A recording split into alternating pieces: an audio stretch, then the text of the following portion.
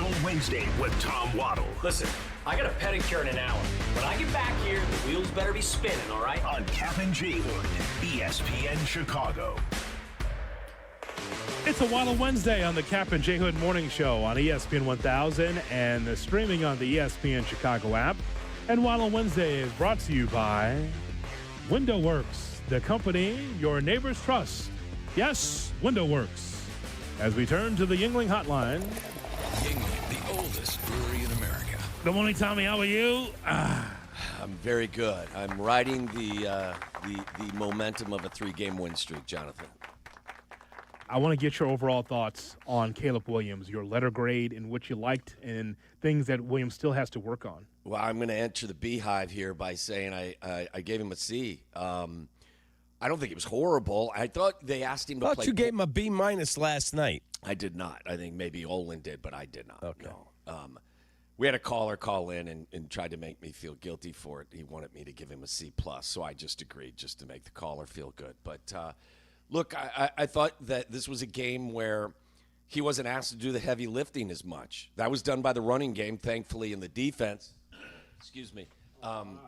That's a fine. Thank you. I thought he was okay. Like, he threw for 250 yards. A majority of it was screens, run after the catch and stuff, which is fine. I'm not holding that against him, but I thought this was a game where he wasn't as sharp as he has been in the past. The first drive, the deep ball to Rome, that ball's got to be cut loose before Rome even gets even with the defensive back. Then it's thrown late, then it's underthrown. He missed a 2-point conversion. The running back's wide open. He just missed the read. The fourth down throw, he cut it loose late. The Mikey Sanders drill should have intercepted him in the red zone. He misread the play. And look, I mean, I could go through a litany. Now, the deep crosser to Burden in the second half was a dime. The touchdown pass to Rome that was called back, which was a joke, was a great throw as well. You can go through all these plays. At the end of the day, Jonathan, I thought, I give the offensive line an A. I give Swift an A. I give Cole Kmet, who really bounced back from a really bad game against the Raiders, blocked his ass off in this game. I give him an A. I thought it's not a sin to say I didn't think the quarterback was at his best, is it? No, but I think that you're giving him a B++ if that Odunze touchdown counted. Probably giving him maybe a B-. Okay. Yeah. But that touchdown would have mattered, though, the way Odunze had to kind of contort his body to be able to catch it. That was a hell of a throw and a hell of a catch. The catch was amazing. Yeah. But that's an example of you can have a great catch, but it can also be a great throw at the same time. Yes. And that was an example of it. Yeah, that he was put a it great where throw. the only spot he could make a play, and then he made the play. Yeah, and I will say this as well. In difficult conditions, he took care of the football. Again, they were fortunate in the red zone that Sanders still, or however you pronounce his name, Mikey Sanders still, yeah. Yeah, he tried to breadbasket the ball and couldn't bring it in. But look, it's just I'm just giving you. I watched the game. I thought after the game, fellas, I thought, it was kind of a clunky game at times for the quarterback, but I really don't care because they won and their running game evolved.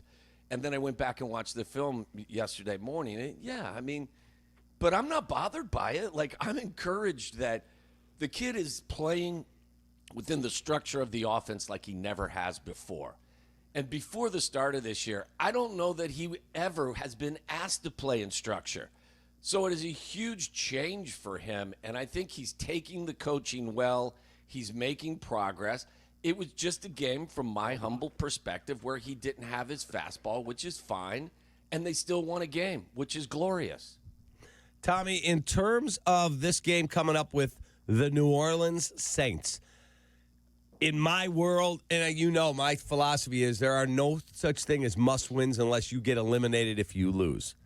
But if you have any designs about going to the postseason, winning 10 football games, this you have to have. Yeah, it's a game. They're coming to your building. They're a team that is behind you in terms of the rebuild. You're a better football team. But I would, and I don't think that I think with the coaching they have, I don't think they're going to, to rest on their laurels, or I don't think they're not going to be ready to play. I think they'll be ready to play.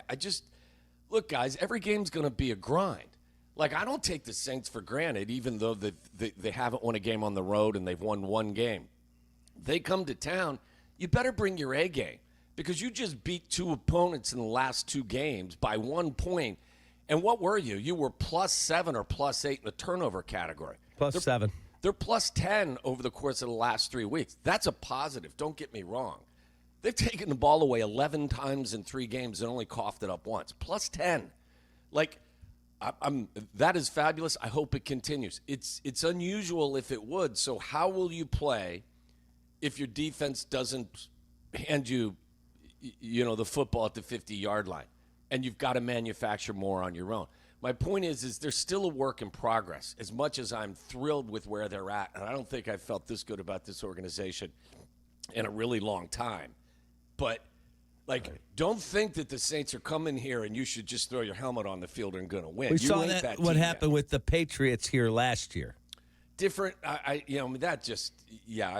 vibe, different environment, Agreed. Different group, different coach. Last year's last year. I don't even give a rat's ass about last year. But my point is, a lousy, inferior, on paper opponent came in and beat your ass. It happens all the time in this league. This is a week-to-week league at this point. Anyone can beat anyone at this point in the season. I think you see teams rounding into form in the second half, but right now, anyone can beat anyone. And I will predict the Bears to beat the Saints. I'm just not taking the Saints lightly. Right.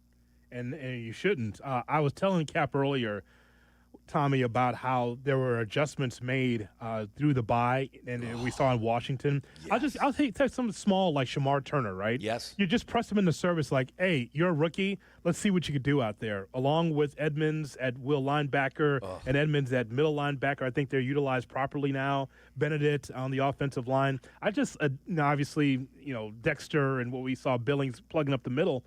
I just like that you don't take the bye week for granted. And you actually make some adjustments to see what happens. I think that paid dividends for the Bears. You just gave me the football tingles, Jonathan, because I'm all in on that. I'm a nerd with that stuff. They kicked Shamar Turner to the outside and said, kid, play on the edge. They had, as I said earlier with Dennis Allen, he's in charge of doing the same thing defensively that Ben Johnson is offensively. So I've got this group of guys with this skill set going up against the number one rushing attack in the National Football League. How are we going to slow it down? Well, they spent the week working on the stuff that they don't do well, and they came out and they did it better. Yes, it helped that you had T.J. Edwards out there, and he and I thought Tremaine Edmonds were sideline to sideline. They tackled well. That was another thing. This team did not miss a ton of tackles. Their angles were correct. They played with tremendous discipline because when you play Jaden Daniels in that offense, you're going to get caught on one of those read options. Not once did they get caught on one of those read option plays. The majority of Daniels' rushing yards came on pure scrambles. So can they repeat it? Can they replicate it? I don't know. They're going to have to be creative every single week. But yes, Jonathan, what they did in the off week, they truly – this is the difference in coaching, and this is why I get excited about Ben Johnson and his staff. People ask, really, how much can you get better over the course of an off week where you really don't even have a ton of contact with your players? Well, I would say put on the film against the Washington Commanders. So, how you win to me sometimes, ultimately the W or the L is going to be what's most important, but how you win or lose can also have a huge effect on your team. Go back to Detroit. They got dog walked by the Lions. Remember after that game? Not only you put on the film do you see that the Lions are significantly more talented than them, but they played with more intensity. They played harder, and the coach told you that, right? And then the following couple of weeks, what did you see? You saw a team that was playing harder. I saw guys swarming to the football.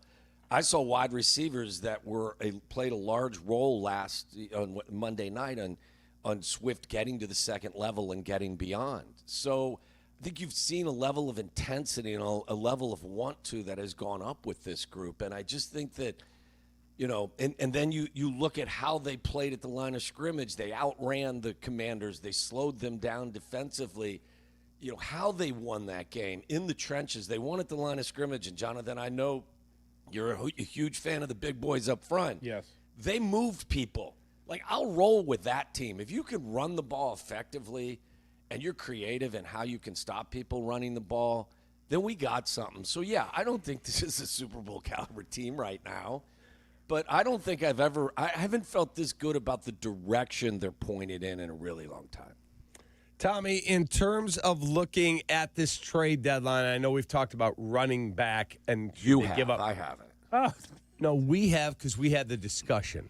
I was an unwilling participant in that conversation. But go ahead. I'm sorry. But you did participate. It's true. I've got the best Thank job you. card. Take that. get out of here, Skip. So, What's he doing there? wow. I got the best job card. So, in terms of the deadline, is November 4. Would you do anything if you were Poles or absolutely nothing? I mean, my phone Don't is you have always. a loyalty to the guys in the room? If they were to win this week, 4-2, they got Baltimore coming up. What if they're 5-2? You don't feel like a loyalty to those guys. Time out. So you have the loyalty to the one individual that you may move, but not the 52 other guys that you're trying to help them get better as a team? You're misunderstanding me. If you're the GM and you walk in there and go, I believe in you guys, and guess what? I just made a trade to get so-and-so. I'm trying to help us this year, right now, and for the future. Those other 52 guys are like, man, management's all in with us.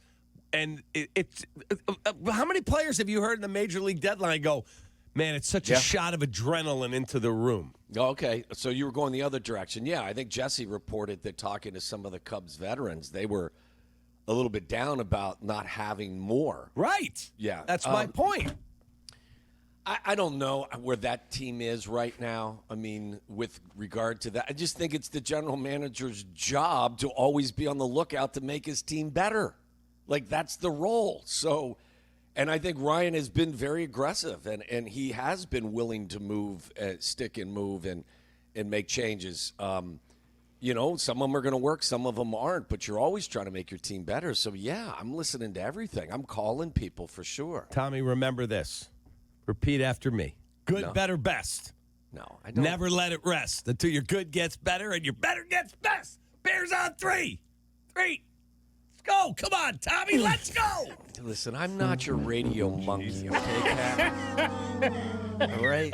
Like, I'm not like some sort of caged animal that does tricks when you want me to. I'm not asking you to do tricks. I'm asking you to repeat after me. That mantra. Dance That's for me, awesome. clown. Yeah, like that's for them. Make me a That's not for me. bicycle, clown. Cap, you know what? After games in the Nagy era, I didn't have my own personal club dub at the house either. That's right. Yeah, that's right. You know? The lights going on and off. Yeah, yeah, that happened, but it wasn't celebrating Bears victories. It was just I didn't pay my bill. Yeah, so I guess the ultimate question, what Cap is saying, will Poles cook or will he order takeout? That's the question. Yeah, Well said. I listen. If you can Thank you, trade Jay for Trey Hendrickson and you know your doctors approve of he's healthy, he's listed with a hip, not a back too. So I don't know what it is, but I don't buy. I'm not a huge subscriber, Jonathan, of the we're not Super Bowl ready, so we shouldn't make that deal. I could see some situation with that. Your job every year is to be better. And nobody thought the Commanders were going to the NFC title game last year. Nobody thought the Vikings were going to win 12 games. Nobody thought the Chargers were going to go 11-6. Things happen in this league. And if you could trade for Trey Hendrickson and make sure you could sign him to a couple-year extension, he makes you better in a position that is arguably your biggest issue. Fair. I'll say this. I know that we, poked DJ Moore in the ribs.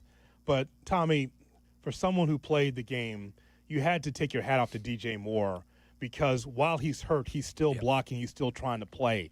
You probably shouldn't have played the rest of that game after the initial injury, but hats off to him for just trying. He stayed in that last drive. It was just amazing. That's crazy, Jonathan, man. we give the Benny's toast of the game on our show. I gave it to Darnell Wright for the very reason, playing with a torn UCL and playing excellent football, and I gave it to DJ Moore for doing exactly what we all honor as football fans, a guy that goes out there even when he may not be 100% and just keeps playing. It's the reason why Jonathan, in his first couple of years, he did that every day in practice. Yeah. Like, he never missed a practice. He's a tough SOB. He's a really good football player. Last year, he looked disgruntled at times, and he was frustrated, and it came off in his play. I'm glad you mentioned that because I think you can see signs of the guy that we all kind of fell in love with when he first got here and his way and his style of playing. So, good point by you, as always. There you go, Jonathan. Nicely done. I toast Jonathan for recognizing a player out there doing, great Yeoman work. Despite not being 100%. There you go. So Tommy didn't have the luxury of saying, all right, fellas, you fly back. I'm going to go to the hospital real quick. I'll be right back. Oh, The Jonathan. McCaskies wouldn't have paid for that. It's so funny. It just wasn't the time. I basically tore a big vein or whatever, may have been an artery in my hip. I had compartment syndrome in my hip coming back from Cleveland. I couldn't get my pants on. Now, it wasn't because I was hammered. I couldn't get my pants on after the game because my hip swelled so bad. I was wearing Keith Van Horn's sweatpants on the plane.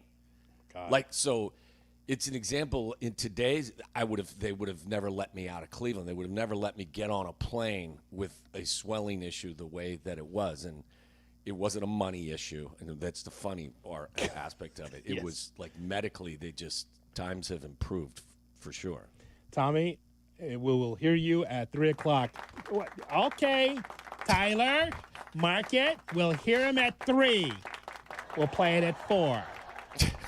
Wow. I'll be there. Thank you, Tommy. All right. Thank you, fellas.